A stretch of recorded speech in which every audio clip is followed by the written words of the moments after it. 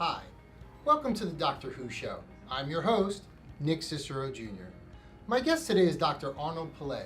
Dr. Pallay started his family practice career in 1986 in Montville, New Jersey, and is now part of the Vanguard Medical Group. He's been the featured guest on CNN and The Debrief with David Ushery. Dr. Pallay is a staple in the Montville community, helping families stay healthy, and recently received the Montville Chamber of Commerce for Business Person of the Year. Please welcome Dr. Arnold Pallay.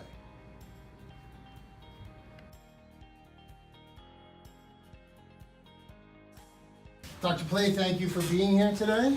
My pleasure. Happy to be with you, Nick. So where'd you grow up?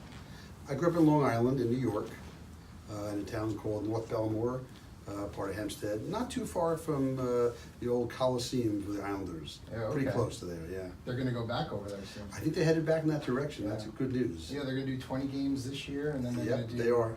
I think, a couple more next year. But here's a dirty secret. I've become a Devils fan, moving to New Jersey No. all these years. Yeah. You and my in-laws, father. my in-laws, they can't stand it.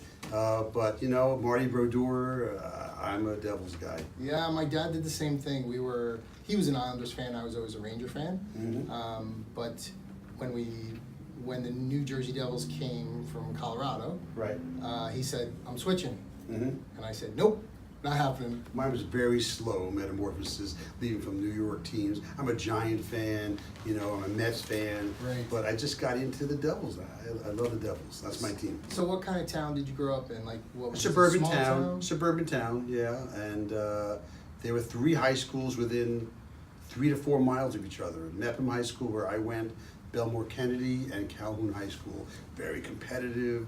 Tons of kids growing up in suburbia in the 60s and the 70s, and great place. Yeah, Really nice. my wife says the same thing about Long Island. You know, she grew up up in Dix Hills, and competitive was the word she used. In high school and grammar school, they were always worrying about where they were going to go and who was getting better grades.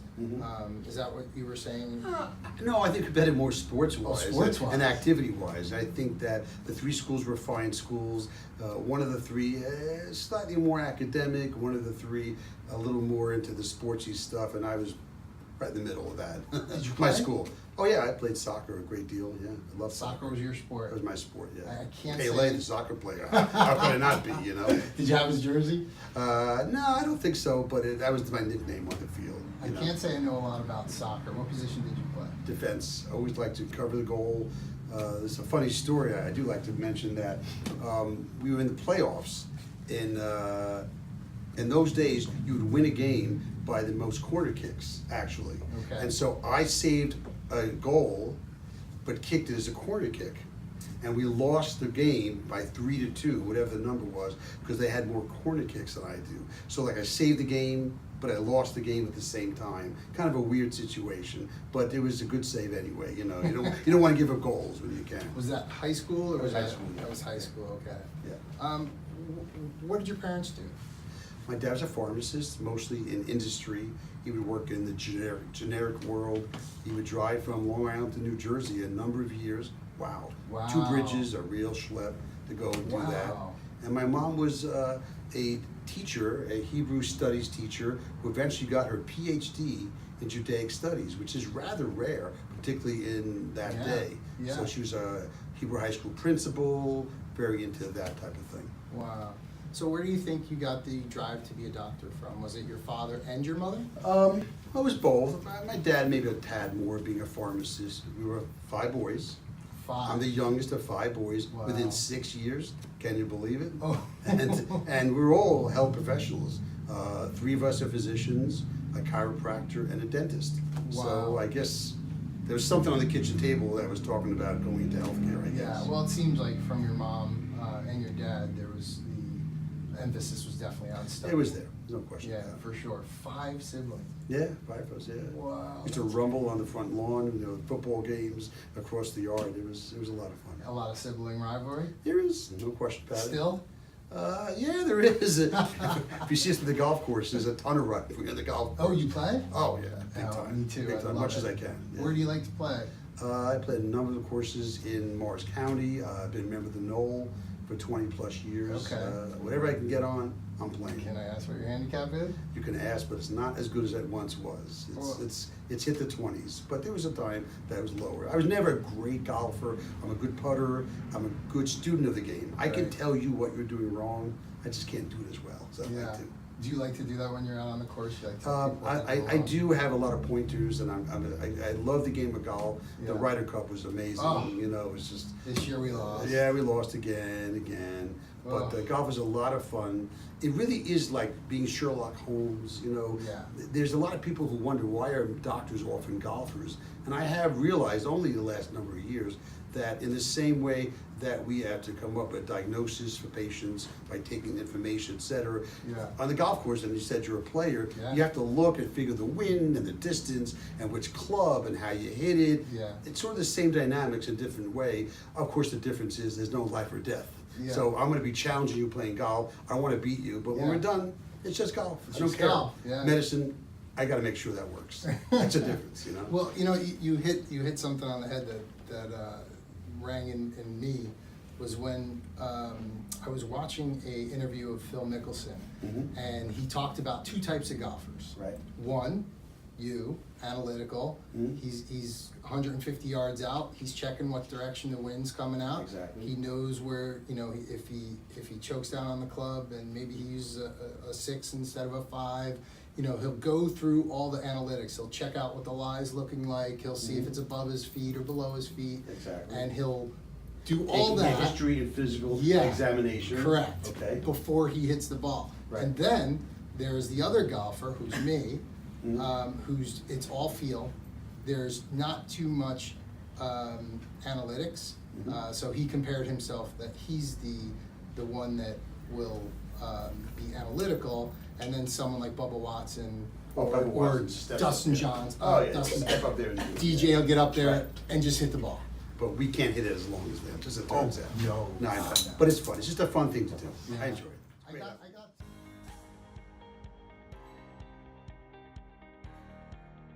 Yeah. So while you were growing up, did you always want to be a doctor?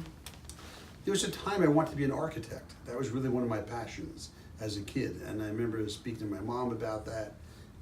But I think that to a certain extent, in my family dynamics, my older brother's a family doc, another brother's an internist who did ER medicine, again, the chiropractor, the dentist. I was the youngest, and you know, I had good grades, pretty smart guy. I wanted to do something that would work out for society and provide a decent living. So like medicine sort of pops up as the thing to do. I don't think I was pressured, but I think it became like apparent growing up that this is something that would be a good idea to do. Well, that was going to be my next question. Did your parents have a sit down with you at any time and say, hey, what would you like to go to No, college they never had for? to sit down, but I can tell you that I went to one of those accelerated programs. I was accepted to medical school at high school, actually. Really? Yeah, I was. So, you know, when I applied to schools, while I looked at Ivy League schools, et cetera, which was great, I kind of had a focus. I want to go to a combined program, which would give me the opportunity to have an acceptance, and I could have a little more college experience where I wasn't worried about my grades, the classes I took, my GPA. I just had a blast in college. I was a history major. So I took classes with Elie Wiesel, I took Roman civilization classes, I took JFK assassination courses with Mark Lane. So I had a really interesting liberal arts experience that I don't think I've been as comfortable doing if I had to get that grade to get into medical school. Right. You know, it's not for everyone, Yeah. but it kind of worked well for me. So what medical college did you go to? Boston University. You So went I to did BU, undergraduate okay. BU. I'm a terrier, yeah. Another reason hockey's big. Yeah. BU hockey was Oh, yeah. big. We were national champs when I was there. Yeah. That was around the Olympic group, you know, Yeah. Ruzioni, Mahar, et cetera, et cetera. So hockey has always been sort of a big thing So you for went me. to some of the games Oh, I for went BU? to tons of those Tons games. of It them? was a blast, Oh, a real man. blast. Yeah. So you finished your medical school at Boston University, and then where'd you go? So I went down for residency. I wanted to come back to New York. I did consider going down towards the North Carolina area briefly, but no, I matched in programs in the New York metro area in New Jersey, and I didn't expect to go live in New Jersey. I was Right. kind of a New York guy, But I trained in New Jersey for 3 years doing family medicine, was chief resident. And again, I looked to go to Connecticut. I really like New England a great deal, but I had too many connections and relationships I built in New Jersey, which subsequently developed into a medical practice and the Devils. Well, yeah. Well, that's why I was Both. gonna. That's why I was gonna ask. Like, when you finished with your Residency, yeah. residency, Mhm. you didn't want to stay there. You didn't. You know. Well, I stayed in the area. I was in Montclair, Oh, actually, Montclair, okay. so I stayed in the vicinity. But I thought about going, let's say, to Connecticut, look closely at some hospitals. But it was here. It was thrust upon me, and 32 years later, I'm still practicing where I started, actually. So when you were in medical school, what made you decide to take family medicine or internal med? Well, you know, so family medicine After you did has become more popular actually now. You know, Yeah. the old generalist morphed into a lot of specialists, and then family medicine was the reactivation, as it were, for what GPs were. I like talking to people. I like taking care of patients. That's starting with that. I thought about obstetrics, and I did OB, as you might know, for the Yeah. first 20 years Yeah. of my practice. So I had the opportunity to take care of kids, take care of adults, deliver babies, go to the hospital, and do the whole business. I have really had such luck, really, over these 32 years. I have families and families I've taken care of. I actually hoped to deliver someone I delivered. That would have been Wow. really cool. But you had to I didn't quite you get stopped there. that. Because by 20 years, it was starting to be difficult to do Yeah. both. But I really enjoyed it. It was always, my office staff would always say, when I came back from delivery, I had to grin from ear to ear. They knew I had just done delivery that night. But it starts being difficult to do both in the world of family medicine. But I enjoy both. So when I chose family medicine, it was really to be a doctor in the real sense of the word. I take care of families, whether they have needs from children to adults, minor surgical needs, etc. I know what I know. I know what I don't know. Yeah. I know how to use specialists in the community to assist me. And Is that's diagnosing enjoyable. like one of your? I love like, the diagnosis. Like, does that like get you going? I love when I make a good diagnosis. You know, like- And that kind of morphed into my genetics, which we'll talk about. Because Yeah. genetics really gets to the core of complex diagnostics.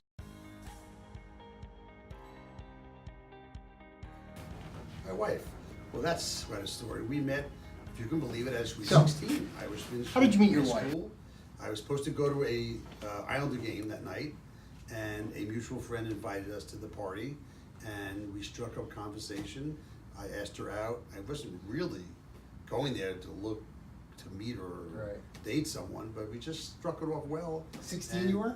I was almost 18, 17 and a half. 17 But and she a half. was in late 16s. And yeah, we're one of those few that have been around a long time, married for a long time. Wait, no, don't go ahead. I All like right. getting right All right, into it. okay, So, okay. so you go We're to still this- married though.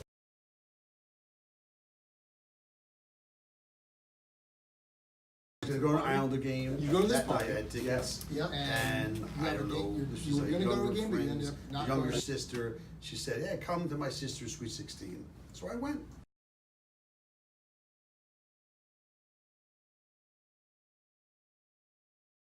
Told Okay, her, of course. and then you saw her. And you went over. Went across over the to room. talk. Did you? I Or did think you so. bump into her? Did someone? But I wasn't introduce planning you to. guys? I, Great. you know, it wasn't on my mind. And then you asked her out. I did. Wow. Where'd you go on your first date? Do you remember? I do. We saw a movie. Okay. I wasn't driving yet. I got my license late Later? in New York. You didn't get your license always till like second half of senior year. Oh, okay. So I think I was just getting my license or something. So Dinner in the yeah, movie. yeah, dinner and movie.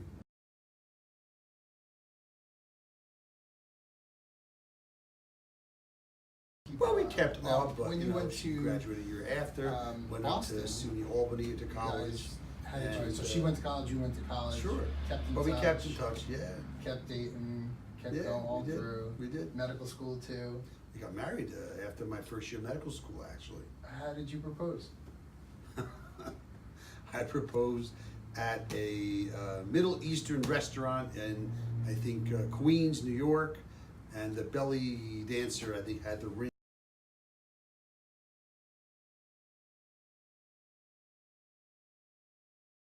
No I don't know, way. some weird thing. Are I don't you know. serious? Yeah, some weird. It's okay. My It was fun, yeah. My wife's born in Lebanon. Yeah. We love Middle Eastern food. Oh, I love Middle Eastern Oh my food. God, there's a And good I- place in Queens. I Yeah, think it's I- called Seven. Yeah, I can't Sevan. remember where we went. it was a funny kind of thing, and You gave the belly dancer the ring? I think I did, and I don't know. I'm not going to say. That's really But it was cool. it was kind of cool. It was kind of funny. Yeah. Listen, that's different. I never hear. I always ask. I always want to know, like how you met your wife and how you proposed. That's one of my favorite ones so far. You started So your I practice? finished medical school, came And down you to liked New it? Jersey. You said yes. Do my residency. You settled Correct. in Where New was she Jersey then? when We were married. She was you with were me. married to. She's an accountant, so she was working up in Boston originally, in Brookline, and then we moved down here to hospital housing in Montclair, Okay. and she got a job with an accounting firm here. And isn't that a story?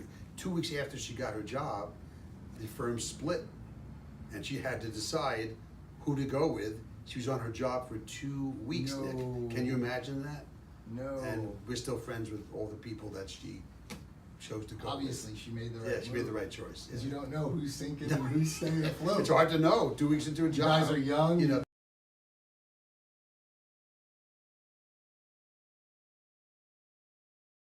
You're She had right no there. idea. Yeah, No idea. I think next year, first year. And then when did second you year have residency. We had our kids? first child, boy, Jeffrey, and he's. So you were under the gun. You had a newborn. Your wife had a new job. You were in residency. It was fun. It was Yeah. a blast. It was all good stuff. And you got to Great go to stuff. games still, right? Uh, Hockey games. Tried to. Yeah, I was Once pretty in a while. busy. I wasn't going to a lot of games in residency. It's a pretty busy time. And how many kids do you have? I have 4 kids. I call it bookends: boy, girl, girl, boy. Perfect. Yep. And what do they do? So Jeffrey's the oldest. He is a political editor-in-chief of what's called Ballotpedia.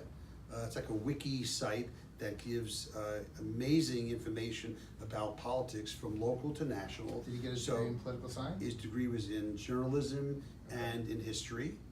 So And you then he got a followed- you master's. followed your Yeah, a little bit. bloodline was yeah, there. Yeah, I'm a political junkie, Yeah. absolutely. Then he got a master's degree as well, MPA.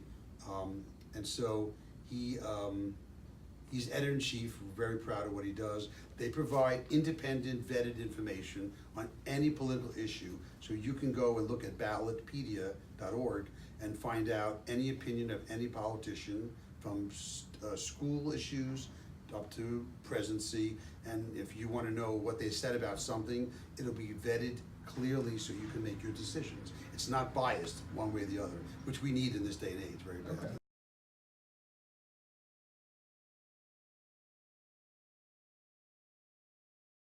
Yeah, it's pretty cool. Ballotpedia. Pretty Okay. cool. And your other kids? My daughter Jenny, she's a biomedical engineer. Oh, wow. She went to Brown. Yeah, Jeffrey went to Emory, met his wife like second day at Emory, Okay. and they're parents of 2. Jenny went to Brown. She got a master's there as well in biomedical engineering, and she's working for Becton Dixon, BD, Okay, up yeah. in Franklin Lakes. Yep. And she's a quality engineer. She's doing really great. That's a city unto its own, though. Oh, yeah, that big facility. place. And she's done really nicely, and she is pregnant. Oh, And we congratulations. have our second set of grandkids with her. Her husband Matt is a sports medicine doctor who works in Bergen. My son Jeffrey married an OBGYN doc. He met his wife early on, Megan, and Megan's an OB-GYN in Charleston. So it's sort of interesting dynamics there. And they're doing great. Number 3, because you'll ask, is Melissa. Melissa went to Columbia and she has a degree in chemical engineering. I have 3 engineers. Wow. But she works in New York at a company called First Dibs, which does work on, she's a product manager and works to like organize the company from the developers and techies to the salespeople. She handles the middle using her engineering background. She's pretty cool, lives in the village, a lot of fun. And then my youngest, Sam, just graduated at Johns Hopkins with a master's in mechanical engineering. And he's That's working, awesome. he just started a job in New York called AECOM, a big international consulting group where he's working on elevators and escalators. You can thank him for making sure they're safe, properly designed. Yeah. So 3 engineers. You know, in my career, I'm always in a lot of medical buildings. Sure. And I stopped taking elevators when I got stuck twice. Oh. In the same year. It could be worse than that. So I'm like, So stairs only. We all everywhere I say, go. Sam, your job is to make us safe and secure wherever we go in engineers. So it's Yeah. kind of cool. Well, that's great. It's fun stuff. I want to get back to your wife for a second. Recently, you were celebrated as the Business Person of the Year from the Montville Township. While accepting the award, you said that you wouldn't be anywhere without the support of your wife, Robin. Can you talk more about that? Well, And how it she sort of was- goes without saying what I've said, and I did talk about it at that presentation. She's the business mind. I mean, I have a good business acumen, and it's true, I got that award as business person. I think I know how to build a practice. I've done a good job of taking a shingle I laid out many years ago, and now we're an 8-site Vanguard medical group that reaches across North Jersey, and we're excited and proud of that. But she really knows how to make sure that the financials are done properly. And I think you would know that you can't run a successful business, whether it's a circus, a medical practice, or a township, without people making sure that the finances are in line. Yeah. You have to make sure that you have money's coming in, your expenses are under control, and all that stuff. And that's what Robin has been successful as an accountant. She helps me not to worry about that, so I can put my focus on the medicine that I practice. I mean, I do keep tracks of that stuff, but I think it's been very fortunate. So she's been kind of a partner of sorts with my medical partners to be sure that the business of the practice is in good health, as it were. I can't tell you how excited and happy I am to hear you say that, because you've been doing it how long now? 32 years. Because my wife and I recently bought a business, and I tell everybody the same thing. I would not have been able to buy the business without my wife, because she's a banker by trade, 20 years. Great. And I needed someone to handle the money, to handle the accounts, to handle the payables, the receivables, you know, the accounting. So I can do what I do best. And without her, I couldn't do it. The good news is that it's been very helpful to keep a stable, secure financial for the business practice. The difficult part is sometimes dinner discussions can be about, you might have in your family as well, if you're discussing, you know, the world and politics and Ryder Cup, sometimes you slip a comment, oh, by the way, did you handle that deposit today, or whatever. So that happens too, but I think my kids are kind of used to it, and I think this just lights over their head, and we do whatever we're doing. But certainly it's been kind of a family business, the medical practice, which has now grown to more than that. Yeah, I think one of the biggest things, at least from my perspective, we've only been doing this for 10 months now. And in the beginning, it was really hard when I would come home and be done for the day. That would be the only time, because we have 2 small kids. We have a 1.5 and a 3-year-old. So by the time the kids were sleeping and I was home and we were hanging out, I shut it off. Right, I'm done for the day. And she's like, okay, now we have time to talk. And I'd be like, I just can't, you know. Well, but we figured it out over the last 10 months. We figured out a way where we do some give and take, and we found that we created time during the day that we both are free, and we talk. My son's sleeping, my daughter's at school. I take my time here, and I sit down and I say, this is Christine's time. And that helped us tremendously. Well, that's important, and we did that a lot, I think, when the kids were growing up. At this point, as my kids have grown up and are out of the house, the word I was going to use is compartmentalize. See, as a physician, I do that for a living. I have to compartmentalize, because at any given moment, I'm coaching my son's baseball game, and I have to get a phone call that, you know, someone's in labor or someone's in the hospital, and make a disposition and then go back to doing that. That's just part of what most physicians do. I'm not unique. You know, if you're a cardiologist, a neurosurgeon, or a family doc, you have to live your personal life superimposed on your professional life, and it's kind of 24/7. I mean, even when I'm not on call, you know, I'm still getting phone calls, because I manage practices, I have patients who may need me, and I want to be available for them. So I think what we try to do is mix the time. You take vacation time, you try to get away. We have a vacation house that we get to in the Berkshires as well, and so you try to mix the two. It's a difficult recipe, I can tell you that. It's difficult, because there's this tendency to want to talk about business elements of the practice, especially when I'm talking about medical things, maybe 24/7. But I think you have to strike the right balance. Yeah, we're doing the same thing. It's a balance. After the show's over, you can give me a list of all the things so I don't mess up. I'll do best I can, but I'm no expert, believe me, it's difficult. All right. It's a challenge.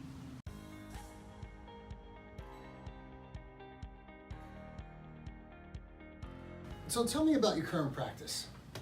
Well, the practice, which I said, I started literally with a shingle 32 years ago in Montville. is flourished to a 6-7 person practice in Montville, and I helped found a group practice called Vanguard Medical Group, I don't know, 7-8 years ago now. It just became difficult to run a single practice ourselves in Montville.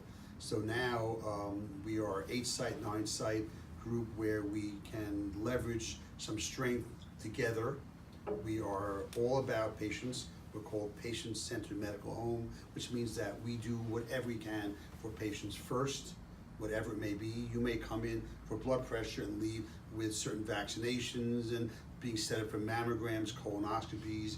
We look at what's called metrics, Nick. That means we don't just say get a mammogram. We kind of make sure you actually get the mammogram.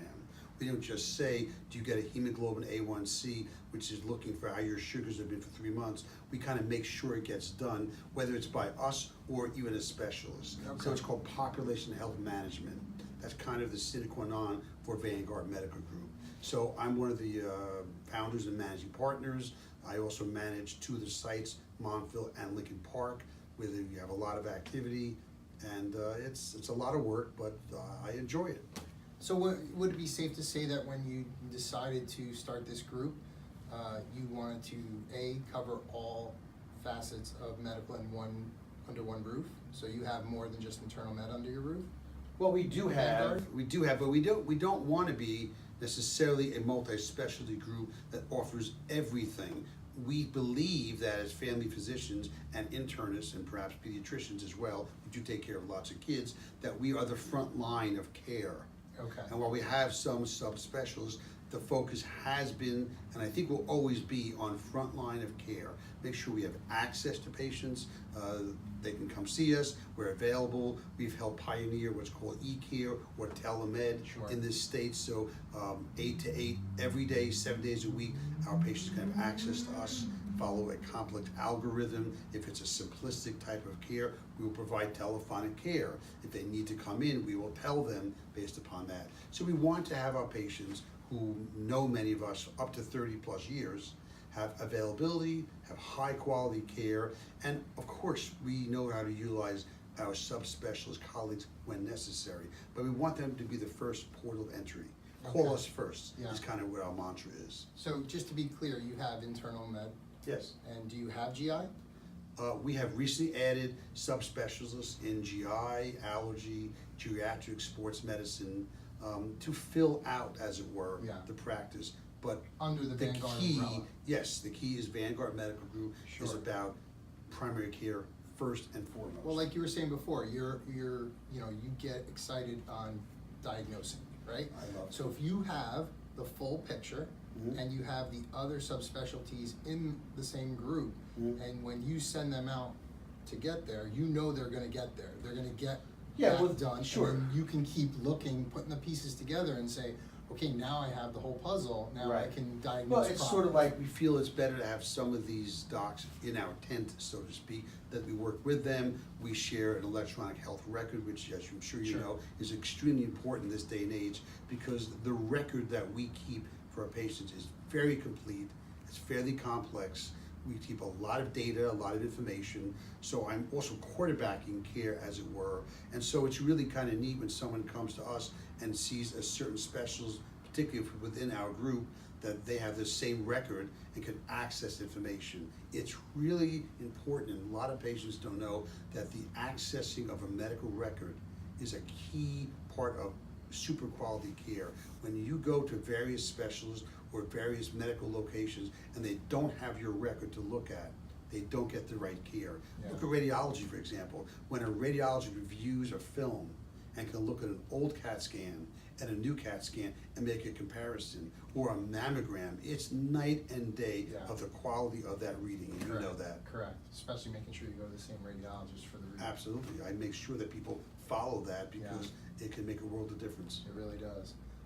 So would you say another part, the other side of that coin of getting Vanguard together as a group was a little more power with the insurance companies and negotiating Well, rates? it was to a certain extent, but we were not primary move to try to save money on staples or other costs. I think the big issue with insurance company is to be able to negotiate more effectively. Yeah. What do they want?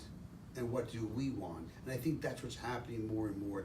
They want populations managed, including Medicaid population, including well-to-do populations. They want to make sure their patients that are enrolled get these tests, these mammograms, this wellness care. And so Vanguard is able to produce that, and so we can get rewarded for providing that type of care. So it's kind of a win-win for everybody.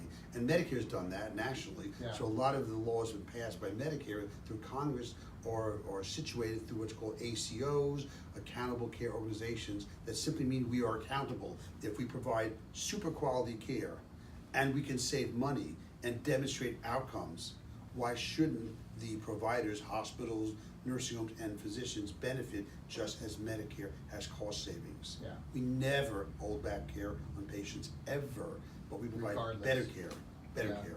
Yeah, and not everybody can say that. No, that's critical. When you were a single practitioner, from then till now, did you see reimbursement rates, getting pulled back, getting dropped? Well, I've seen that throughout my career. It's been more and more difficult, but I think the key is, as a physician who understands the complex political mechanism of healthcare, and I've been involved in leadership roles through county and state and national societies, I think I understand what the politicians are looking for, what the health insurers are looking for, the payers, as it were. Yeah. And so we need to be a triangle that works together, not working against each other. Yeah. So sure, that's a big piece of the puzzle, and I think we have been able to achieve a lot of that in Vanguard Medical Group. Yeah, I think one of the biggest things too is, people overlook EMR as something, there's patients out there that think it's against their right to privacy of sometimes if they're at one doctor and they go to another doctor and they say, hey, I don't want you knowing I went to that doctor for this, and they don't get that helps you diagnose them properly on what they might or might We've not been have. a lead proponent of embedded mental health care. What I mean by that is we like to have, as much as possible, mental health providers, psych nurse practitioners, other mental health practitioners within our system of Vanguard, and it goes exactly to what you're saying. If I have a complex patient with pain and or psychiatric and medical needs, that record being available directly to, for example, our psychiatric nurse practitioners who work within our network, or psychiatrists, they can look at the record, compare notes. It is an unbelievable leap of better care, Yeah. rather than when you meet, let's say, a psychiatrist, and he or she has never met you before, to ask for a 45-minute visit to put all this together, as opposed to what we have in the medical record. Yeah. You're exactly on target. I was one of the first guys using electronic records almost 20 years ago. Yeah. I think I recognized early that it was going to make a huge difference to have a record available at home, other practitioners, other sites, etc., Yeah. because that's how invaluable it is. It doesn't make care colder, actually, a computer. It allows me to actually have more ability to talk to the patient. Yes. Because the record's all there. Yes. Now, And having think said about- that, sometimes you have to do keystrokes that the insurers want to make you do. That I don't like Sure. a lot. That's Yeah. unfortunate. But at the end result, I can tell you in my personal care, I only want physicians who are well-schooled in the use of electronic records so they can pull data from many sources Yeah. and have a better outcome. Yeah, I remember one time I went to my heart doctor. My father had heart disease, so just from the time I was 30, I went to his heart doctor and said, hey, we're gonna manage this right off the bat. Every 6 months to a year, I'm gonna come in, get it, and then when ER came into play, I can't remember what it was. but- EHR or Yeah. EHR? Yeah, when it came into play, I can't remember what it was, but we were sitting in his office one day and he said something to me and I go, how'd you know that? Mhm. And he's like, it's right here in your records. And I was like, Exactly. oh man, I didn't want you to know that. Like, I was trying to play hooky on him a little bit, That's rare, but Yeah. most of the time. And if one wants to protect information, particularly like a mental health provider, you can say, I don't want to release that information. So Yeah. we don't want overdoing, but HIEs, health information exchanges, vaccine records, Yeah. these are all How about critical. medications alone? Oh, Right, my dad's unbelievable. on 1 million medications, and his doctor is able to go, whoa, who put you on that? Nick, I'll bet you and I both agree that your local pizza joint of favorite probably knows you like mushroom pizza half with olives on the other side. It's in their record, they know that. Yeah. How come we don't have that in healthcare? Right. Where you could easily have a little card or something, swipe it up on arrival at my office, Yeah. and I could know here or in Arizona your vaccination record. Right. I can know what medications you take. I know your EKG. That's where healthcare has to get, and we're moving there. Let me say that we are, but we can do it at a faster pace. Yeah, I agree. I always ask my guests, in your field of medicine, what separates you from your peers? Not that your peers aren't good, not that your peers aren't doing well, but what sets you apart? I think I care so much that it almost makes me crazy sometimes. So I am available sometimes 24/7, more than I should be. I think that I handle my patients with so much energy and so much, some people call me Sherlock Holmes, that I am looking for diagnostics any way possible. I'm not trying to be overly aggressive, but I want to find what their problem is any way I can. I want to do whatever measure it takes to help them directly when I'm with them or after. I've called my patients after that visits for 32 years. Not all of them, Nick, not all the time. I've gotten busy. Sure, but sure. if I think, and if you're my patient, Nick, and I saw you last Monday for chest pain, you're probably gonna get a phone call sometime the next week and say, hey Nick, how you doing? Are you okay? And people say, whoa, you called me. Yeah, I want to know how Yourself. you're doing. I You want to personally, know. yeah. Oh, I love calling patients Yeah. whenever I can. Again, I'm It's pretty rare. busy with activities, Yeah. or we have people in the office who do a lot of those phone calls. Sure. That's a lot of what Vanguard's about. Again, not to overstate it, we No. want to keep aware of our patients. I call it a gym membership. I say, you go to a gym and they, hey Nick, how you doing today? You're gonna use the treadmill for 20 minutes today. I want people to come in who see us regularly. We know who they are. I want to see 3 generations if I can of the family. Yeah. And that really makes a huge difference, I think, in care. That's perfect. So tell me about your role or what you do with human genetics. So it's interesting you bring that up. So I did obstetrics as part of my family medical practice for almost 20 years. And then I had to give it up because it just became a little difficult. The medical malpractice rates were skyrocketing, as we all know, in this country. And so I had a lot of genetics that I was doing based upon being an OB provider for my female patients. So I kind of kept that moving along, and I got more and more interested in that. And I guess you kind of described me, I tend to be a front of the curve type of guy. I used EMR way before Vanguard is in the vanguard, in the lead Sure. of a lot of healthcare. And so in genetics, it was starting to become more and more the in thing, genomics, et cetera. So I got involved, and I was fortunate that the hospital system over Atlantic was looking for someone to build from the ground up a genetics program. And I was asked to do that by the leadership of Atlantic, and I got near fellowship level training at many national institutions, Cleveland Clinic, Duke, Scripps Clinic, et cetera, Harvard.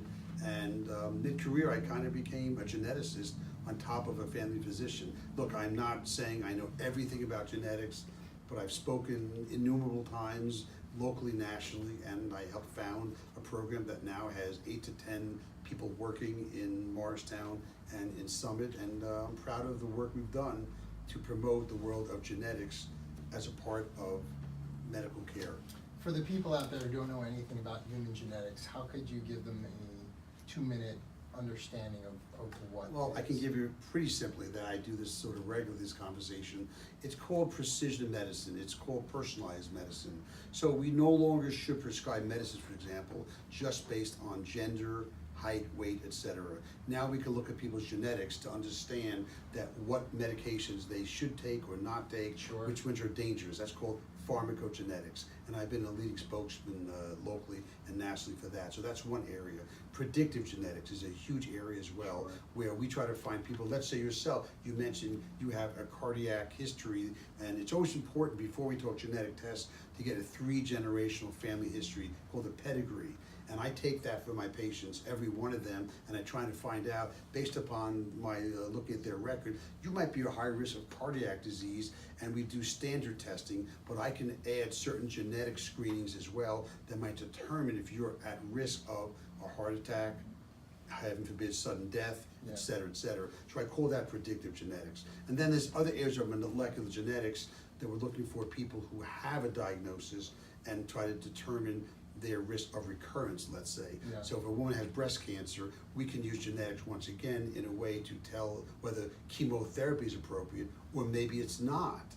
And so these are 3 uses of genetics that are just unbelievable. They are world-changing, for how we do healthcare, and we're trying in my genomics center and in my work to promote that for the general medical population. Patients want to know about genetics, but they're scared, Nick, a little bit, and I understand that. The jargon, the language is a little complicated, so what we try to do is simplify it, make it available to the general public, and I think that in the not too distant future, you talked about before, you'll come to see your general doctor, and he or she will have not only your history, your blood count, your EKG, but your genetics. Yeah. And you'll make a decision whether it's here or in Washington State based on that genetics. That is just that revolutionary, and it's a passion I have. Well, I think it's important to add to that too, that just because you might do a genetic testing on someone that says they're predisposed to something, that doesn't mean it's gonna happen to them. Well, There's a lot of people. That's a problem, yes.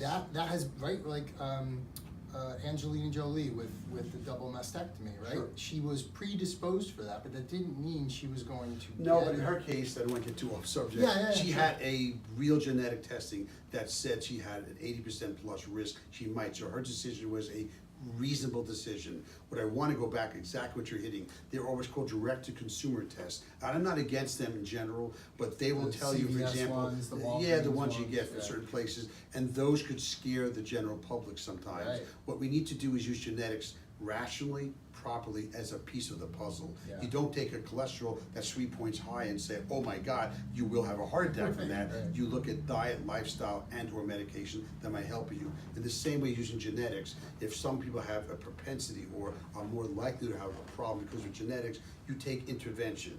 What we don't like to do, is doing genetic testing for conditions they can do nothing about. So I never recommend, and the American College of Medical Genetics is against genetic testing for conditions you cannot impact upon. Things like ALS or Lou Gehrig disease or Huntington's disease, certain conditions you cannot affect. But if we can have input and help early diagnosis of cancers, of heart disease, of diabetes, other conditions, and if genetics can be another piece of that puzzle, why not? It's phenomenal what we do. Newborn screening, the things we're doing today, you won't believe. We're about to hit gene therapy in the very near future where a child who has certain conditions could possibly have an intravenous infusion to change one gene code in their system, and they could not have a life-ending illness. We're that close to that. Wow. It's Twitter, it's amazing things in genetics, and it's really exciting, and it sort of adds to my general medical practice, having the world of genetics that we do.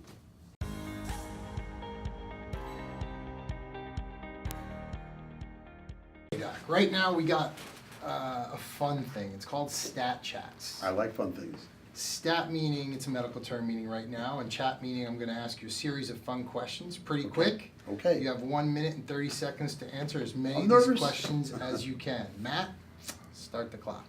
Okay, Ready? Favorite sport? golf and football, I'll say golf. Okay. Favorite golfer? Favorite golfer, Arnie Palmer, Favorite. my name. Oh, yeah. Okay. Favorite type of music? If it's Grateful Dead, I'm gonna listen to it. You must go see one concert. Phil Collins or Billy Joel? Billy Joel. Favorite movie of all time? This is a rare one, Dr. Zhivago, kind of a strange movie. Love it, love it. Russian movie. No, I like the movie too. Favorite actor? Probably Richard Burton, but that's a little bit dated. No. Tom that's fine. Cruise. Tom Cruise is right up there. Favorite fast food? Fast food, Chick-fil-A. Sorry about I'm that. with you. I'm with you. It's nothing like Chick-fil-A. No. You get the Chick-fil-A sauce? Oh, yeah, it's great forget stuff. it. Your favorite word? Favorite word? That's a tough one. Favorite word? I don't know. That's a hard one to All say. right, we'll go back to that I'll think one. about it for a second. All right. Salty or sweet? Sweet. You're trapped in a supermarket. Where do you go and eat first? Trapped in a supermarket eating first. It's a tie between a chocolate chip cookie or a roaster chicken. All right, those are good. I like that. Those are a fresh roasted chicken. Those are good. If you weren't a doctor, who would you be? Well, I'd like to be a professional golfer, but I'm not probably going to achieve that. So, barring that possibility, an architect. I probably would have been an architect. Okay. And if you could talk to anyone, dead or alive, who would it be? My family would tell you instantly JFK. I'm a big JFK guy. All right. Big time.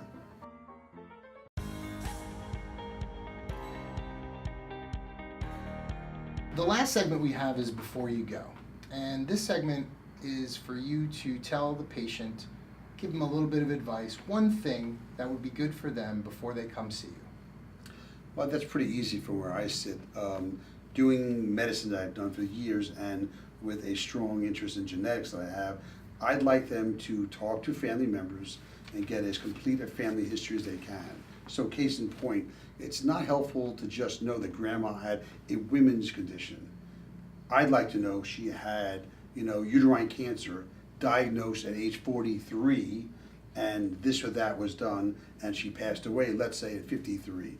That's really helpful. And it's difficult and it's hard at family get-togethers to sometimes have that conversation, but the more focused and complete I can get that information, the better I can arrive at a diagnostic plan of care for them. It's very difficult, but if I can do that, I'd ask for that. And the second thing is be prepared for your discussion. Write notes. I tell all my patients on your phone or on paper, write down all the questions you have, because I want to spend what time I can with them as productively as possible, and I know they get nervous with the doctor, so write ahead of time when you can the questions you have, bring your family history, and then it becomes a really valuable visit for both of us.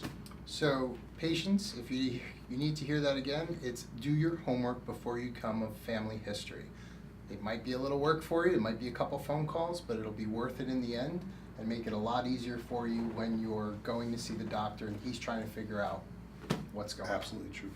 Arnie, thanks a lot. I really appreciate it. I enjoyed it too. It was Thank great. you. Thank you so Thanks. much. Thanks. As always, please do your homework when choosing a doctor. These interviews should be just one of the many things you watch and read before making your final decision on who you pick to be your doctor.